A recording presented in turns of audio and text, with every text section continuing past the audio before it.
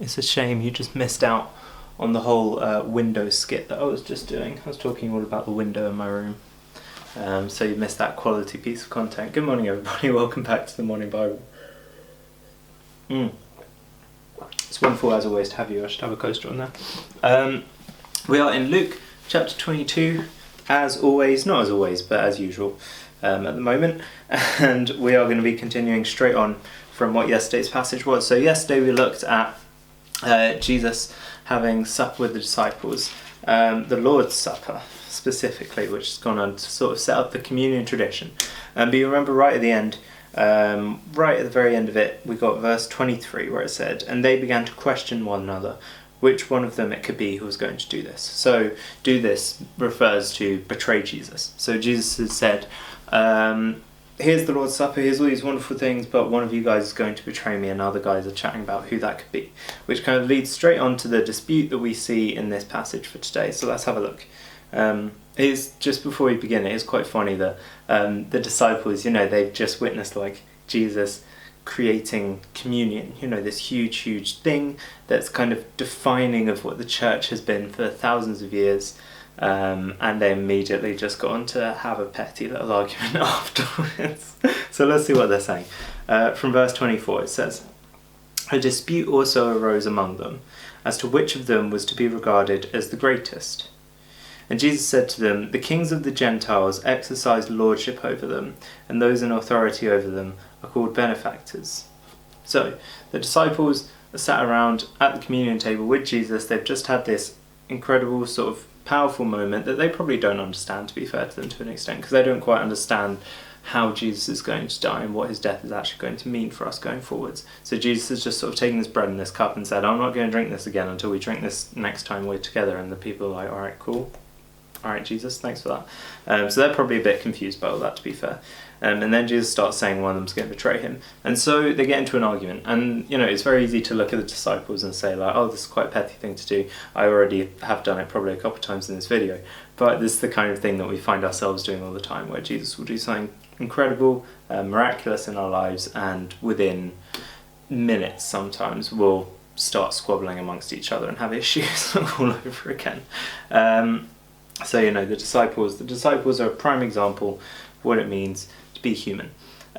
So Jesus starts off his speech saying, basically, the kings of the Gentiles exercise lordship over them, and those in authority are called benefactors.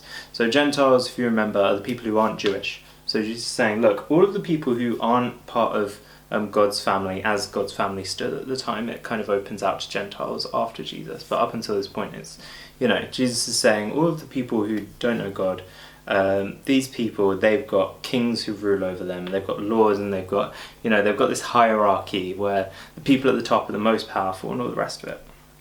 And so Jesus goes on to say, but it's not so with you. So this hierarchy that the world has established isn't the same for you.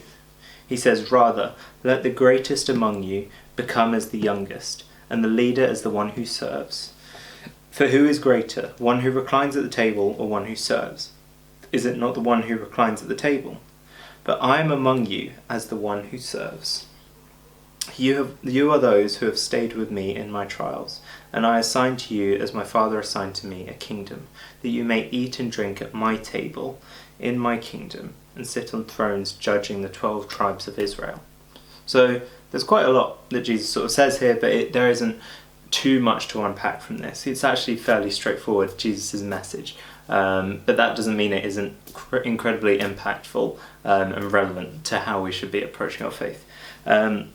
He says, not so with you. Rather, let the greatest among you become as the youngest. So the youngest here doesn't mean sort of the greatest among you has to be like the kid who sat in the corner. That's not what Jesus is saying. Youngest is sort of in the sense of, if you imagine a man at different stages of his life, particularly in this society, when he first starts working, when he's probably 18, he's probably just going to be a farmhand. He's not going to be doing too much. But then he may go on to sort of rise up through the ranks of his job, eventually own the land, create kind of this thing for his family and for himself. And so Jesus says, rather let the greatest among you come as the youngest. So let those who are the greatest, those who are in the positions of authority, to be the ones who are actually doing that manual work, who are doing who are that farmhand, who have the humility of that person, of that entry-level person. If you walk into a job, it's your first job, you're not going to be top of the pecking order straight away, you're going to be the bottom rung of the ladder. And so it's the same kind of thing. Jesus is saying, look, let your leaders have that attitude of someone who is at the very bottom rung. And he said, the leader as the one who serves. So Jesus isn't saying, let the leader not be a leader.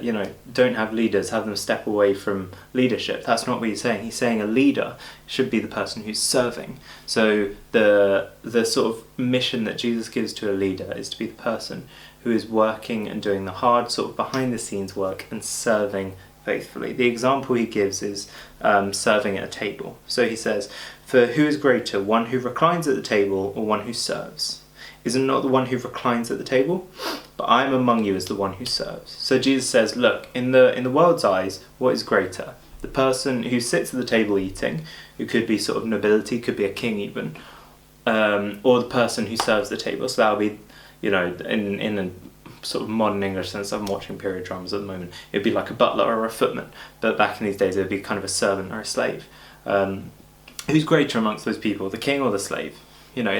The world would say, well, it's clearly going to be the king. But Jesus is saying, actually, you need to have the opposite perspective. Because Jesus says, I am among you as the one who serves. Jesus, well, he is king, I'm not taking that away from him. He hasn't come and sort of been the top state person who's eating all this amazing food and drinking all this amazing wine and having this beautiful time and commanding these armies and these groups of people around. Jesus has come in as a very humble person who goes around healing people, who goes around talking to people, who goes around teaching. Jesus has come in to serve the people around him. The number of people who've had to come to Jesus and ask for help, ask for healing, ask for miracles, and Jesus has done that. He is serving these people. But you'd never say that Jesus wasn't a great leader, the greatest leader who's ever lived. Jesus is this incredible leadership figure, and yet he's done it through serving. And he's saying that should be the model for leaders of the church, for leaders amongst Jesus' followers. He should be people who serve. So then Jesus goes on to say, but that is the way that it is in this world. You may not be sat at the table in this world, but actually he promises something to these disciples. He says, you are those who stayed with me in my trials, and I assign to you, as my Father assigned to me, a kingdom, that you may eat and drink at my table in my kingdom and sit on thrones judging the 12 tribes of Israel. So this is kind of a specific promise to the disciples, right? This isn't something that's opened out to everyone. Not everyone sits on thrones and judges the 12 tribes of Israel. This is something specific to these 12 disciples. And it explains why Jesus picks 12 disciples, okay? Obviously Judas goes on to betray Jesus, and he gets sort of taken out as being one of the disciples, and in the book of Acts they replace him with Matthias. So there will be 12 disciples who are judging over the 12 tribes. It's the kind of role that Jesus assigns to his 12 disciples while he was here, because he says, if you have stayed with me in my trials, right? And so the quality that Jesus is rewarding in these disciples is their service, right? Because he says, you have stayed with me in my trials. He's saying, you guys have stuck by me through difficult times, and you will stick by me through difficult times. And so he rewards that. He doesn't reward their sort of intelligence or wealth or even their good deeds. He says, I'm rewarding you for staying with me, right? And so that's the same thing that's promised to us. We may not sit on those thrones and judge the 12 tribes, but Jesus still welcomes us into his kingdom.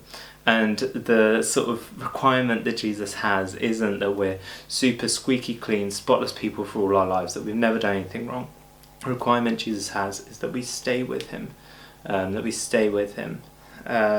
and serve. Jesus is saying, look, you stay with me, so that means you get a seat at the table, but as leaders, your responsibility is to serve those around you. And so service should be kind of an outpouring of that staying with Jesus. If you stay with Jesus, then that should put something in you to be out there serving. And if you really don't want to be out there serving, then invest in your relationship with Jesus, because it will follow. So that's sort of today's passage. You get a little flare up of conflict directly after this incredible thing that Jesus has done. But actually, he turns it around to a good thing, because he shows these disciples, look, you may be squabbling now, but just stay with me, be humble, humble yourselves, serve those around you, and you will be sat on these thrones in the kingdom, and you'll be eating with me. That's the kind of thing that Jesus promises them. And he turns it around for a good thing. But that's where we're going to end it today. We've got a little bit more that will happen at this mealtime, but for now, that is where we're going to leave it. I hope you all have a wonderful day, and I will see you all tomorrow. Much love. Bye bye bye.